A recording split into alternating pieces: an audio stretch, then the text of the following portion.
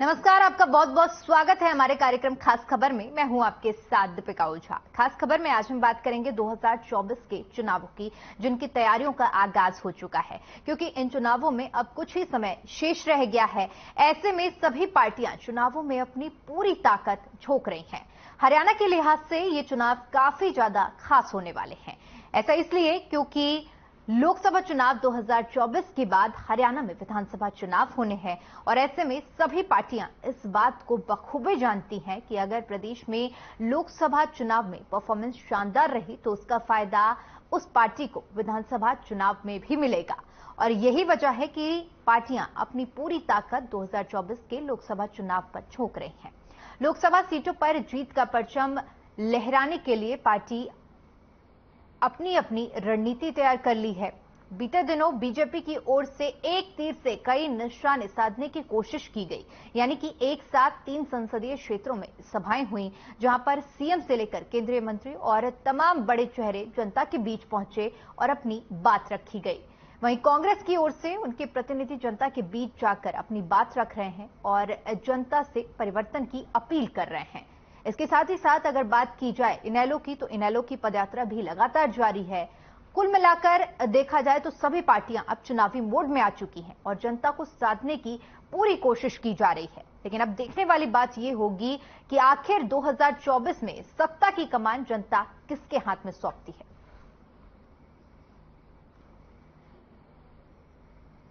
तो 2024 में चुनाव होने हैं, जिसमें आपको बता दें कि सभी पार्टियां अपनी तैयारियों में जुटी हुई हैं और इसी कड़ी में लगातार रैलियों का जनता के बीच जाने का सिलसिला जारी है।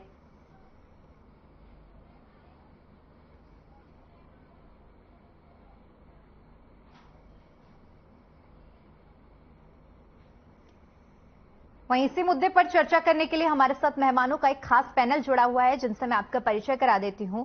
बीजेपी प्रवक्ता भूपेंद्र सिंह गहलावत जी हमारे साथ जुड़े हुए हैं, कांग्रेस प्रवक्ता बजरंग दास गर्ग जी हमारे साथ जुड़े हुए हैं और इनेलो प्रवक्ता ओंकार सिंह जी हमारे साथ जुड़े हैं। आप सभी मेहमानों का मैं बहुत बहुत स्वागत करती हूँ हमारी इस चर्चा में। चर्चा की शुरुआत भूपेंद्र जी आपके साथ करते हैं। 2024 के चुनावों का अब आगाज भी हो चुका है। लगातार रैलियों का और जनता के बीच जाने का जो सिलसिला है वो भी शुरू हो चुका है। भूपेंद्र जी, आवाज पहुंच पा रही? देखिए हमारी भारतीय जनता पार्टी की सरकार और हमारी पार्टी हमेशा चुनाव के लिए तैयार रहती है। चाहे वो किसी किस्म का चुनाव हो, लोकसभा हो, विधानसभा हो, नगर परिषद, नगर पालिका हो, छोटा चुनाव भी जो होता है उसको हम पूरे उससे लेते हैं और हमारी जो कल्याणकारी योजनाएं हैं वो लोगों में बताने के लिए हम लोग प्रचार संपर्क अभियान भी हमने चलाया हुआ है। और उस 1 महीने के जनसंपर्क अभियान के तहत सभी 10 लोकसभा क्षेत्रों में हमने रैलियां करने का निश्चय किया है और ज्यादातर में हमने रैलियां कर ली है। और उन रैलियों से जो अपार जन समूह उमड़ रहा है उससे ये लगता है कि हम 10 की 10 सीटें लोकसभा में दोबारा जीतेंगे और कुछ लोगों की जो जमानतें जब्त होने से पिछले 2019 में बच गई थी उनकी भी जमानत जब्त कराने का हम काम करेंगे। हमारी जितनी कल्याणकारी योजनाएं हैं उससे देश के लोग भी और हरियाणा प्रदेश के लोग भी प्रभावित हो रहे, चाहे वो पेंशन की योजना है। दूसरी पार्टियों ने 9.5 साल में मात्र 500 रुपए पेंशन बढ़ाने का काम किया। हमारी सरकार 9.5 साल में 2000 रुपए बढ़ाने का काम करेगी। पिछली सरकारों में 1000 रुपया पेंशन मिलती थी, हम 3000 रुपए पेंशन देंगे। और कुछ लोग ये प्रचार करते हैं कि पेंशन कट गई, ये हो गया, वो हो गया। सबके बावजूद जो दूसरी पार्टी 20 लाख लोगों को पेंशन देती थी, हम 34 लाख लोगों को पेंशन देने का काम कर रहे हैं। मैं किसानों की बात ले लूं, किसानों को किस तरह से 2-2, 5-5 रुपए के चेक मिलते थे और मात्र 6000 रुपए मुआवजे का प्रोविजन था। हमारी सरकार ने 15,000 रुपए प्रति एकड़ का मुआवजे का निर्धारित किया है और पहली बार हरियाणा प्रदेश में खराबे का 1 महीने में ही 181 करोड़ रुपए सभी खातों में डालने का काम किया। आज से पहले किसी सरकार ने कभी नहीं किया। और हम जो किसान निधि योजना लेकर आए हैं, भरपाई योजना लेकर आए हैं, अभी देखिए कुछ लोग शरारती लोग जो हैं हरियाणा प्रदेश में शांति फैलाने का काम करते हैं। सूरजमुखी का रेट है, हम लोग 6,000 रुपए दे रहे हैं, साथ में लगता पंजाब MSP तो सारे देश के लिए है ना। और पंजाब में क्या भाव मिल रहा है? 4,000 रुपए। राजस्थान में क्या भाव मिल रहा है? 3,800 रुपए। हमारी सरकार सब वर्गों की भलाई के लिए, चाहे किसान है, चाहे मजदूर है, चाहे मैं ये कहता हूँ सीनियर सिटीजन है, चाहे महिलाएं हैं, सबके लिए बहुत ईमानदारी से और बहुत अच्छा काम कर रही है। और मैं दावा करता हूँ कि 10 की 10 सीटें हम दूसरी पार्टी के लोगों की जमानत जब्त करा के और फिर से सत्ता में आएंगे। ठीक है, ठीक है। ओंकार सिंह जी, आपके पास आना चाहूंगी। 2024 में कुछ ही समय बचा है, आपकी तरफ से भी आपकी पार्टी परिवर्तन पदयात्रा भी निकाली जा रही है, जनता के बीच आप भी लगातार जा रहे हैं, कितने आश्वस्त हैं आप इन चुनावों को लेकर? दीपिका जी, राजनीतिक दल कोई भी हो वो चुनाव से पहले अपनी तैयारियों में जुटता ही है।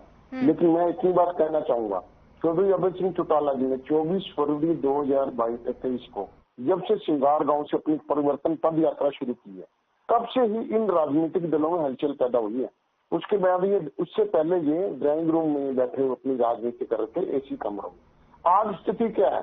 चौधरी अभय सिंह चौटाला जी ने जब ये घोषणा करी वो पेंशन 7500 रुपए महीना करेंगे और प्रत्येक परिवार में एक रोजगार देंगे। रोजगार न देने की स्थिति में पढ़े लिखे बेरोजगार को 21,000 रुपए महीना, जबकि सरकार 6,000 रुपए महीना सक्षम योजना में ग्रेजुएट को दे रही है।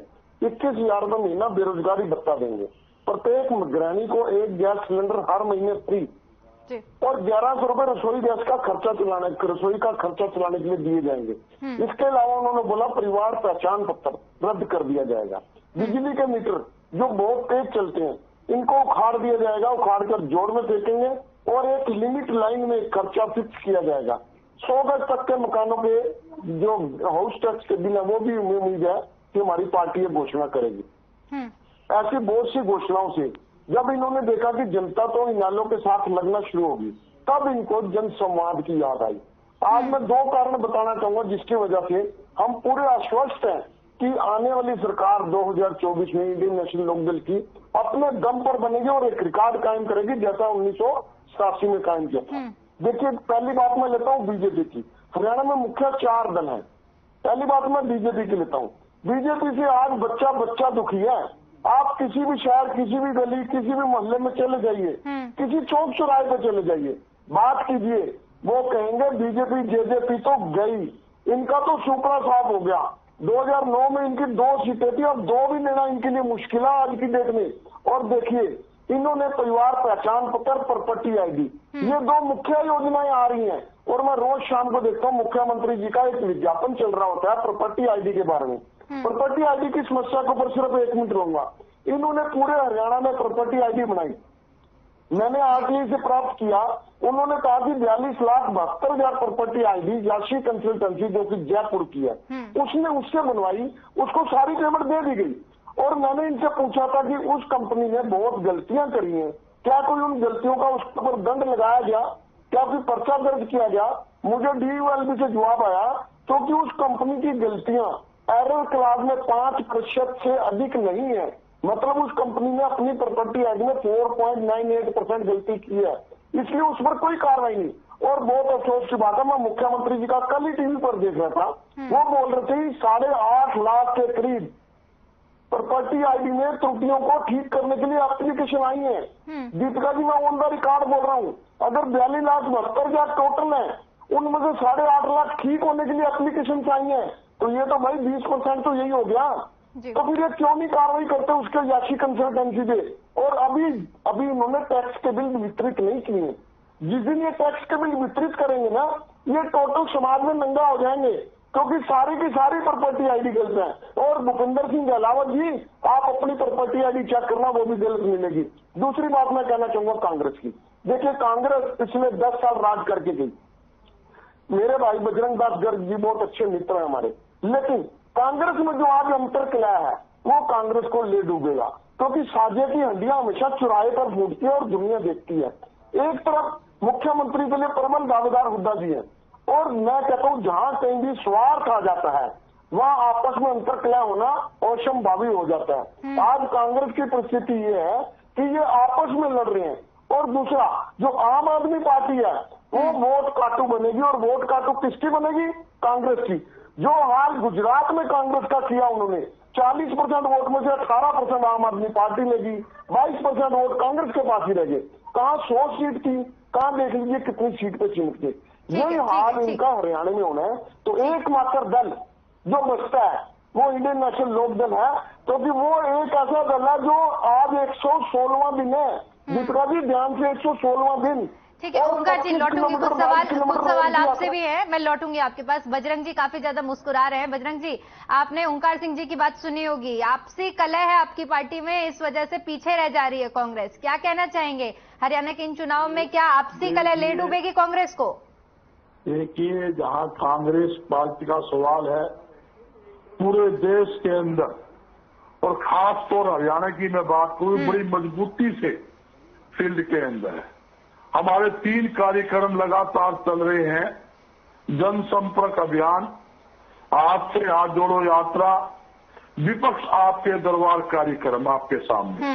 और कांग्रेस का हर नेता, हर कार्यकर्ता जनता के बीच जा रहा है, घर घर जा रहा है, घर घर संपर्क कर रहे हैं। और मैं दावे के साथ कहता हूं, आपका हर खबर चैनल बड़ा प्रमुख चैनल है, पूरा देश देखता है। और आपकी आज का तारीख नोट कर लेना, दिन नोट कर लेना दीपिका जी, हरियाणा के अंदर कांग्रेस पार्टी भारी बहुमत से सरकार बनाने जा रही है। पूरा प्रदेश कांग्रेस की तरफ देख रहा है।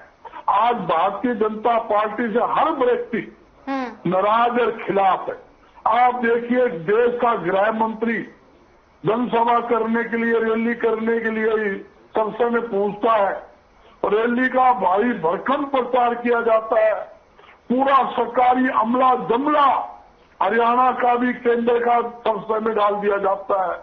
15 एसपी आईपीएस जिसको बोलते हैं और 40 डीएसपी और दुनिया भर के सरकारी कर्मचारी, पुलिस कर्मचारी को वहां तैनात कर दी जाती है।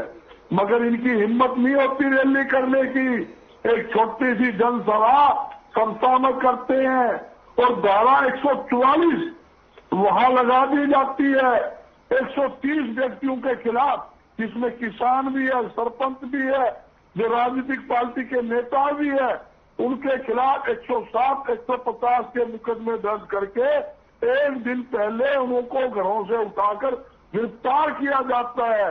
ये तो इनका रैली का तरीका मैं आपको बता रहा हूं।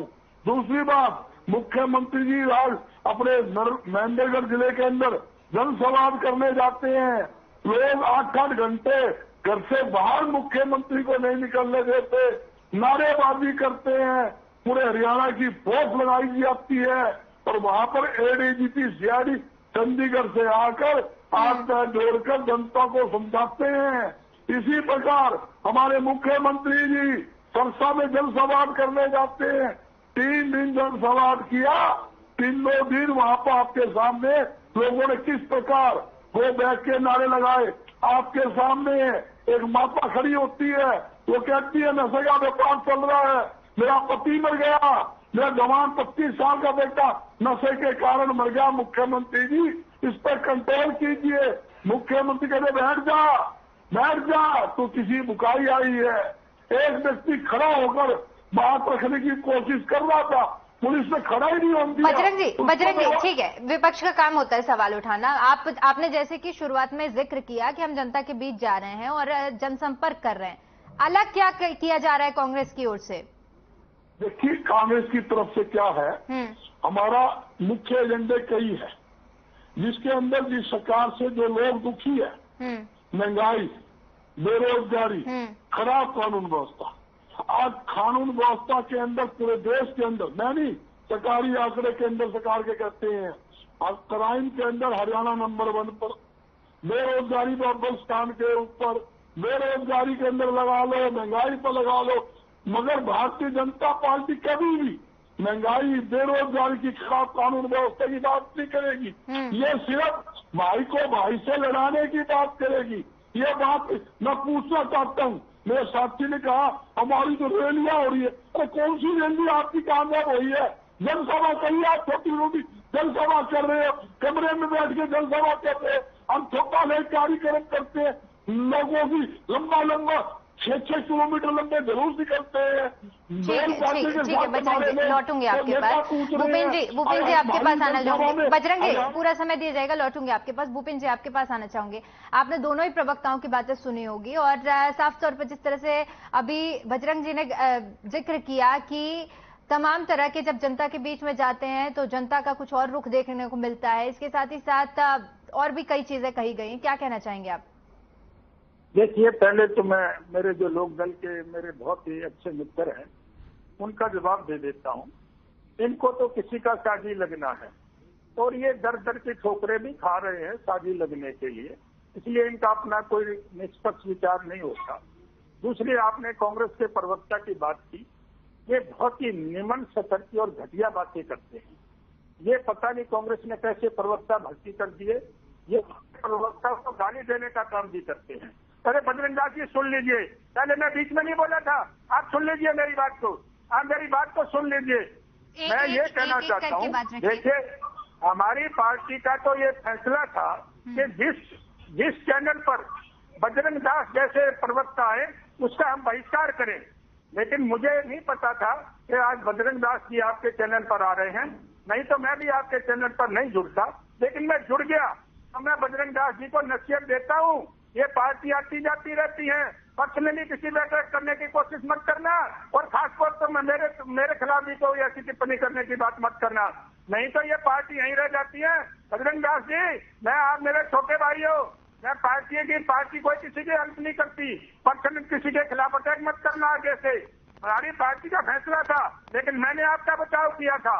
मैंने कहा हो सकता है गलती से कोई बात निकल गई हो, लेकिन मैं आपकी बात को नोट कर रहा हूँ कि आप ज्यादा बदतमीजी करते हो और ये अच्छी बात नहीं है, ये एक प्रवक्ता की अच्छी बात नहीं है। नहीं, पहले तो एक एक करके सर बात रखने दीजिए और दूसरा किसी पर पर्सनल अटैक नहीं करना है। यहाँ पर राजनीति से जुड़े जो मुद्दा है उस पर बात करेंगे। हमारे प्रवक्ता को गाली देने का काम किया इन्होंने हमारे प्रवक्ता को गाली देने का काम किया। मैं ये कहता हूँ ये प्रवक्ता को रखना। आपके प्रवक्ता ने गलत बात करी है, आप तो समझी करो, आप एक वीडियो देखो, आप वीडियो आपने मुझे सवाल किया, आप कम से कम 200 बार डिबेट में बैठे, मैंने कभी आपसे कच्ची बात करी है?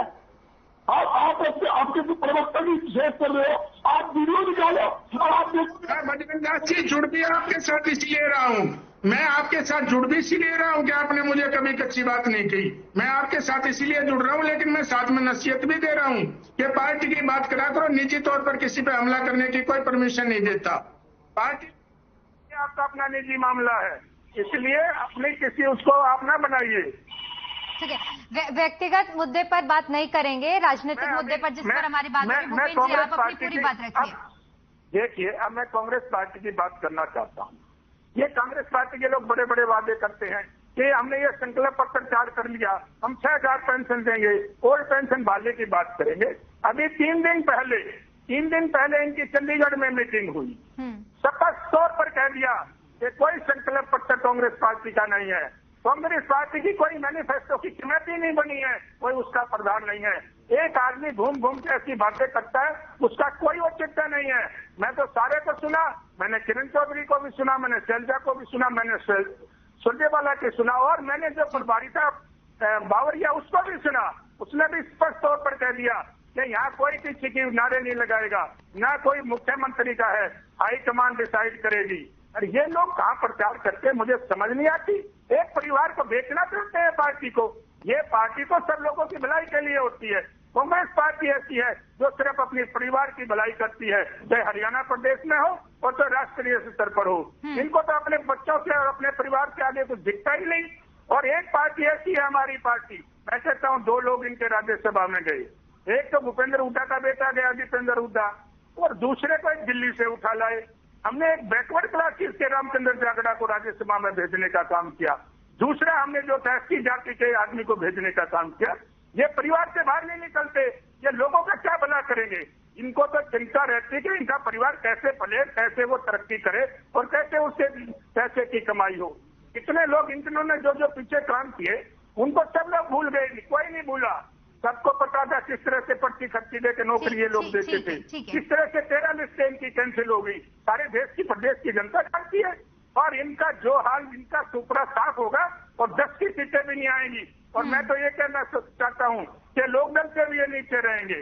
लोकदल की आज एक सीट है।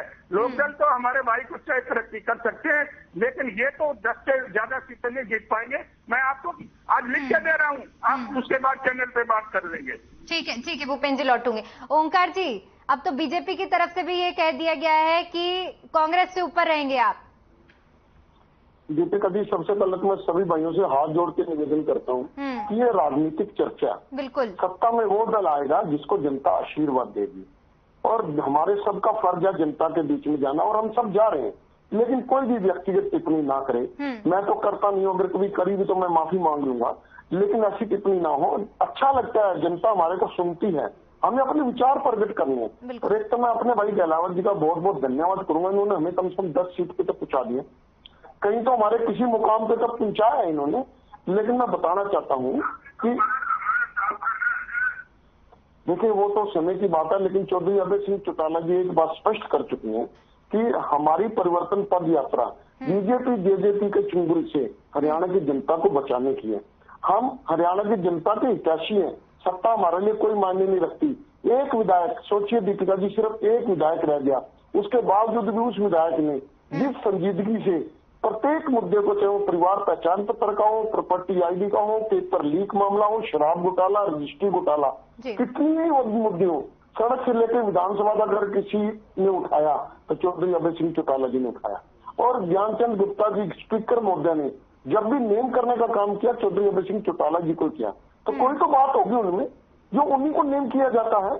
आज जनता को मालूम है, अगर प्रदेश की जनता का कोई सच्चा हितैषी है, कोई जुबान का धनी है, जो कहता है वो करता है, तो चौधरी अभय सिंह चौटाला है। देखिए, सबसे बड़ी बात होती है, आपके टीम है, एक मान लीजिए फुटबॉल की टीम है, सारे के सारे खिलाड़ी धुरंधर हैं, जैसे कांग्रेस में सारे धुरंधर हैं, लेकिन आपसी तालमेल नहीं है, गोल नहीं कर पाएंगे।